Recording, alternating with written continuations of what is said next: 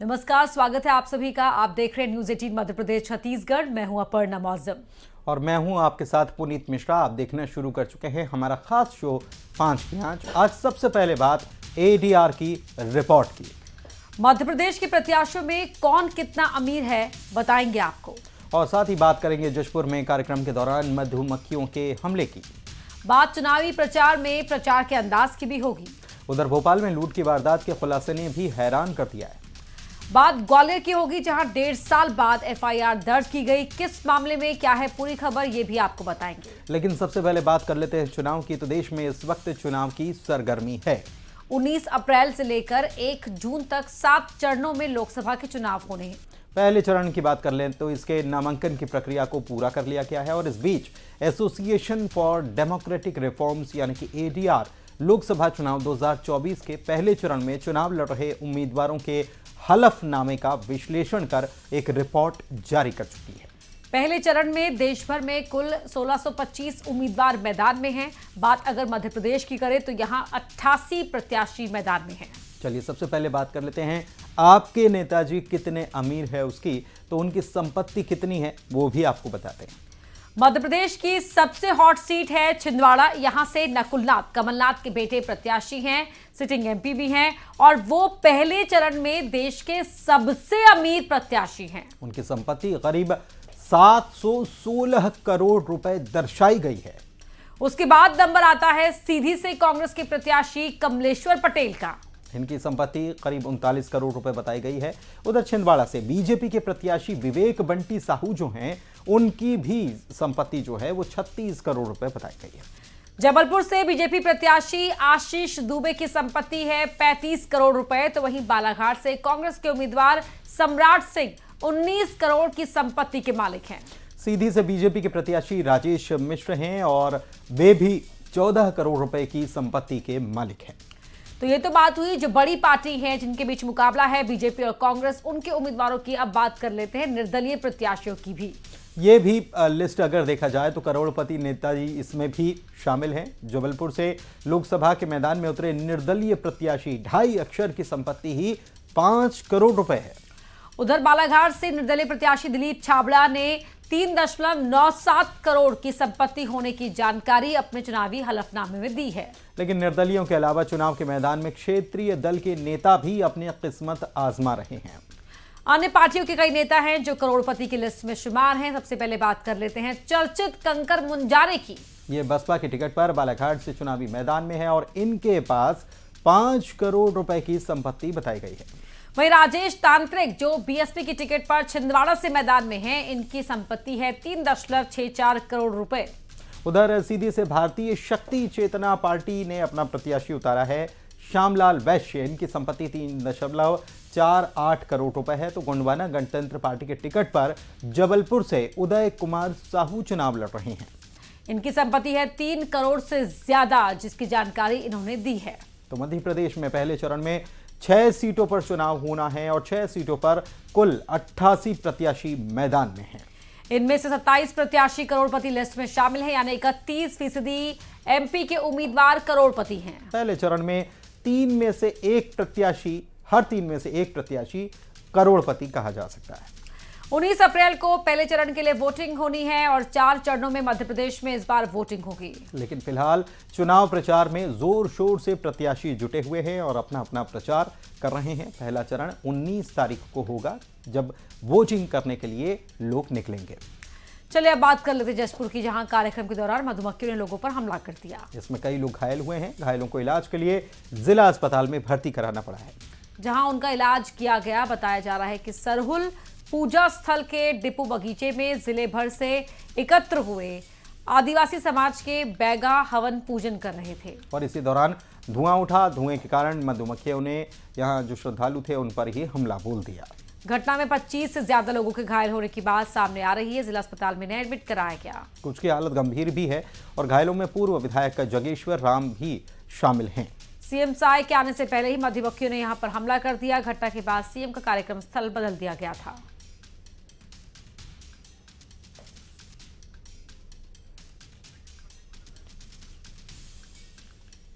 उधर घायलों से मिलने के लिए सीएम विष्णुदेव साय जिला अस्पताल पहुंचे।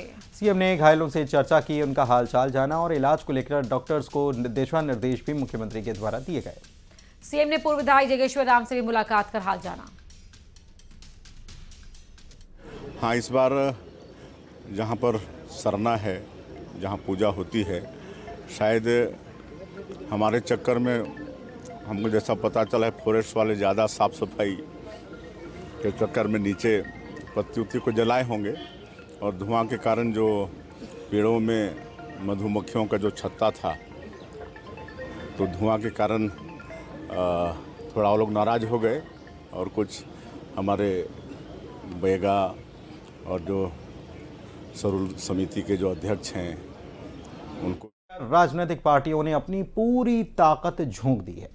घर घर प्रचार अभियान चल रहा है। वोटर्स को साधने के लिए प्रचार गीतों का सहारा भी लिया जा रहा है। और अब तो बीजेपी ने हर लोकसभा सीट के लिए अलग अलग प्रचार गीत बना दिया है, जिसे हिंदी के साथ छत्तीसगढ़ी भाषा में भी गाया गया है। खास बात यह है कि इन 11 गीतों को एक ही शख्स ने गाया है।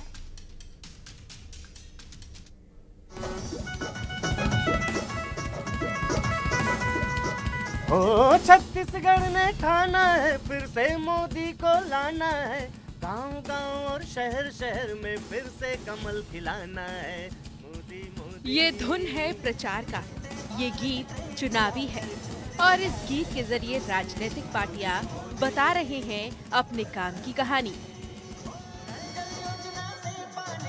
गांव है रोशन बिजली से, वंदे भारत ट्रेन चलाकर जोड़ दिया है अपनों से, मोदी मोदी घर घर मोदी। मतदान के दिन का वक्त नजदीक है, प्रचार का शोर बढ़ रहा है। नेता भाषण में सरकार के विकास की कहानी कह रहे हैं। विपक्ष बैनर पोस्टर के जरिए सरकार पर तंज कस रही है। राजनीतिक पार्टियां गीत और गानों का सहारा ले रही हैं। इन दिनों चौक चौराहों से लेकर गली मोहल्ले तक हर जगह प्रचार का शोर है। गीतों के माध्यम से राजनीतिक पार्टियां अपने काम को बता रही हैं। नए नए गाने निकाले जा रहे हैं। अंबिकापुर के गोपाल पांडे मोदी के काम से प्रभावित होकर एक दो नहीं बल्कि 11 लोकसभा सीटों के लिए 11 गाने गाए हैं, वो भी हिंदी और छत्तीसगढ़िया भाषा में। अब उनके गाने हर किसी की जुबान पर है। मैंने पूरे 11 लोकसभा के लिए प्रचार बनाया है और मुझे ऐसा लगता था कि गीत एक सशक्त माध्यम है सरकार की योजनाओं को जन जन तक पहुंचाने के लिए। पहले भी गीत बनाते रहे हैं आपकी, ये फर्स्ट टाइम था? नहीं, मैं पहले भी बनाता रहा हूं, लेकिन ये पहला बार ऐसा अवसर मुझे मिला है जिसमें मैंने 11 लोकसभा के लिए गीत बनाए। गोपाल बताते हैं कि उनके गानों को अच्छा रिस्पांस मिल रहा है। ये तो चुनावी प्रचार के रंग हैं जो गीतों में नजर आने लगे हैं। रायपुर से आकाश शुक्ला की रिपोर्ट, न्यूज़ 18 के लिए। शहर शहर में फिर से कमल खिलाना है।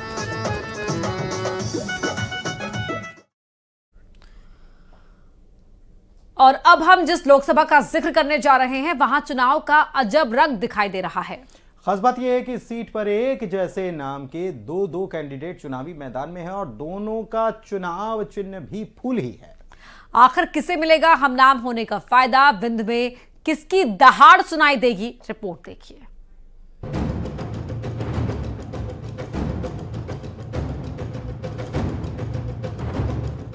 लोकसभा चुनाव का अजब रंग, रीवा का रण, 14 उम्मीदवार मैदान में।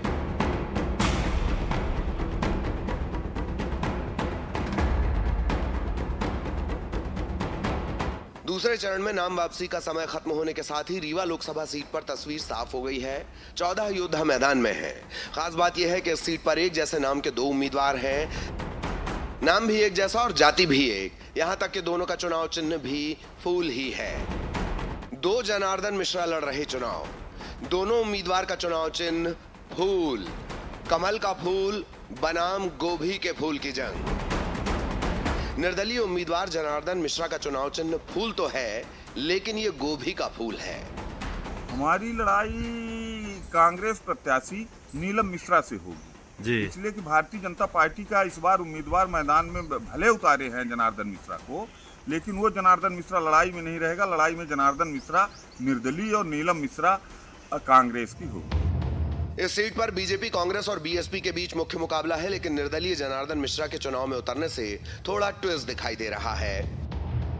कार्यकर्ताओं ने इस मोदी जी के इस संकल्प को पूरा करने के लिए हम रीवा से भारतीय जनता पार्टी को प्रचंड बहुमत के साथ जिताएंगे। कांग्रेस की एकमात्र महिला कैंडिडेट नीलम मिश्रा भी टक्कर दे रही हैं। उनकी कोशिश भी विंध्य में शेरनी की दहाड़ सुनाने की होगी। अब हो गया, ये जनता जनार्दन बताएगी कि क्या टक्कर होगी, और हम सब तो पूरी कोशिश के साथ लगे ही हैं। और मुझे ऐसा लगता है कि इस बार परिवर्तन की लहर है और हमें जरूर सफलता मिलेगी। बात कमल का फूल और गोभी के फूल की नहीं, रीवा लोकसभा सीट से 7 निर्दलीय उम्मीदवार मैदान में हैं, जिनके चुनाव चिन्ह भी काफी चौंकाने वाले हैं। इनमें बाल्टी, गन्ना, चाबी, एयर कंडीशनर और फलों की टोकरी भी चुनाव मैदान में है। लेकिन चुनावी बिसात पर हमनाम कैंडिडेट होने का कोई लाभ बीजेपी के जनार्दन मिश्रा को मिलेगा, ये रीवा के रण में तय होगा। शिवेंद्र सिंह बघेल के साथ bureau report, news 18 Madhya Pradesh, Chhattisgarh. तो एक तरफ जोर शोर से प्रचार प्रसार चल रहा है और दूसरी तरफ पुलिस का एक्शन भी लगातार चल रहा है। लोकसभा चुनाव को लेकर मध्य प्रदेश में आचार संहिता लागू है। इस बीच पुलिस की ओर से लगातार बॉर्डर के इलाकों में कार्रवाई की जा रही है। और इसी कड़ी में आचार संहिता के दौरान प्रदेश भर में की गई कार्रवाई में अब तक पुलिस समेत अन्य एजेंसियों ने 6 करोड़ 58 लाख रुपए से ज्यादा नकदी जब्त की है। चेकिंग के दौरान कैश मिला है, अवैध शराब, मादक पदार्थ और अमूल्य धातु भी बरामद की गई है। और इतना ही नहीं, इसी के साथ साथ पुलिस ने ड्रग्स पर कार्रवाई की है और 14 करोड़ 34 लाख 35 हजार रुपए की ड्रग्स भी जब्त की गई। साथ ही 3 करोड़ 92 लाख 71 हजार के रेडीमेड गारमेंट जब्त किए हैं। 63 करोड़ 50 लाख से ज्यादा का सामान भी बरामद किया है। दरअसल आचार संहिता लागू है और इसके चलते लगातार पुलिस एक्शन में जुटी हुई है। मध्य प्रदेश की 29 सीटों पर 19 अप्रैल से 7 मई के बीच 4 चरणों में वोटिंग होनी है। बढ़ते आगे और अब बात करते हैं उस मास्टरमाइंड की कहानी की जिसने एक प्लान बनाया। प्लान था भरोसे में सेंधमारी का। प्लान के मुताबिक लुटेरे घर में आए, घर में मौजूद मास्टरमाइंड के साथ भी मारपीट की, जिससे किसी को मास्टरमाइंड पर शक ना हो। भोपाल के पौष इलाके में डॉक्टर के घर हुई लाखों की लूट में हुआ है चौंकाने वाला खुलासा। ये खुलासा आप जरूर देखिए, कहीं आपके घर में ऐसा कोई राजदार तो मौजूद नहीं है।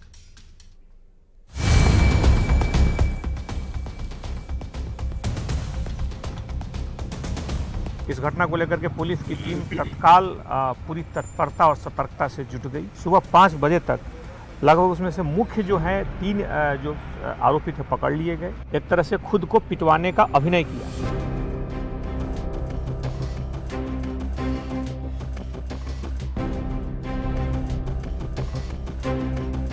डॉक्टर के घर लुटेरों का धावा।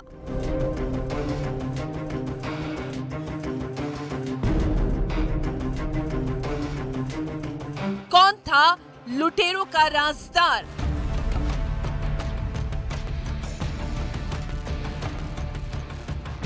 भरोसे में सेंधमारी, ड्रामेबाज मास्टरमाइंड बेनकाब।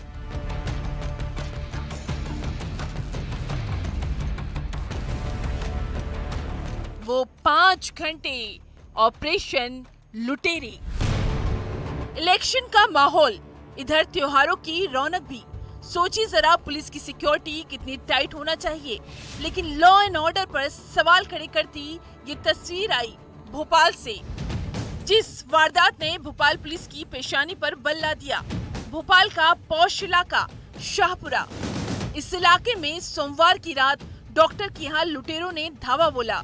सिर्फ धावा ही नहीं बोला, वो गिरोह 50 लाख कैश लूटकर फरार हो गया। सूत्रों की माने तो 20 तोला सोना भी।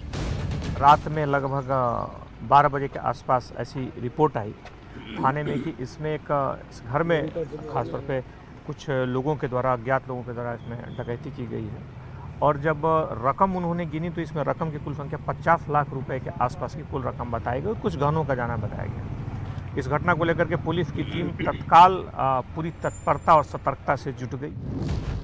डॉक्टर अंशुल सिंह का ये घर है। वारदात के वक्त परिवार बेटी के बर्थडे सेलिब्रेशन के लिए बाहर गया था। आखिर ये बात कौन जानता था? जन्मदिन का जश्न मनाकर जब परिवार वाले घर लौटे तो ये खुलासा हुआ। लुटेरों ने घर में जमकर तोड़फोड़ भी की थी।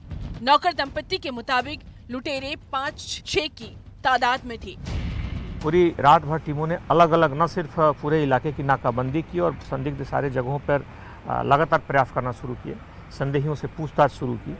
इसका परिणाम ये निकला कि इस तत्परता से सुबह 5 बजे तक लगभग उसमें से मुख्य जो है 3 जो आरोपी थे पकड़ लिए गए। इधर लूट की खबर लगते ही पुलिस ने शहर के चारों तरफ नाकाबंदी की, सीसीटीवी फुटेज खंगाले, एक्टिव मोबाइल को सर्विलांस पर लिया। बदमाश घर के सीसीटीवी का डीवीआर भी अपने साथ ले गए थे। ऑपरेशन लुटेरे जारी था और 5 घंटे बाद पुलिस के हाथ गिरोह के कुछ बदमाश लगे, जिन्हें मास्टरमाइंड ने मंडीदीप से बुलाया था। इनके पकड़े जाने से तत्काल अलग अलग जगहों पर ठिकानों पर भी पुलिस ने छापेमारी की। उसमें से लगभग 47 लाख रुपए पुलिस ने जब्त कर लिए हैं। इसमें से बाकी आरोपियों का भी नाम का पता चल गया है। पुलिस उनकी भी तलाश कर रही है और जल्द ही पूरे मामले का इसमें खुलासा कर दिया जाएगा। पूरी टीम को 30,000 रुपये के इनाम से पुरस्कृत किया गया है। अब उस मास्टरमाइंड का नाम सुनिए। इस शातिर चाल का खिलाड़ी निकला नाबालिग नौकर, जिसने अपने साथियों को मंडीदीप से बुलाया। किसी को इस पर शक न हो तो खुद को भी पिटवाया। इसमें सूचना देने की बात प्रारंभिक तौर पे जो आई, इसमें सूचना देने के बाद घर के कुछ एक नौकर ने सूचना दी थी।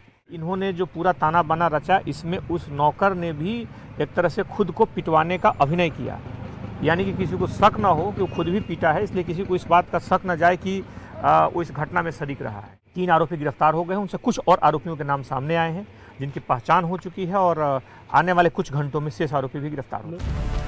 भरोसे में सेंधमारी का खुलासा हो गया है। 47 लाख रुपए पुलिस ने जब्त कर लिए हैं। नौकर उसकी गैंग की कुंडली पुलिस वाले खंगाल रहे हैं। भोपाल में शैलेंद्र सिंह भदौरिया के साथ bureau report, news 18 Madhya Pradesh, Chhattisgarh.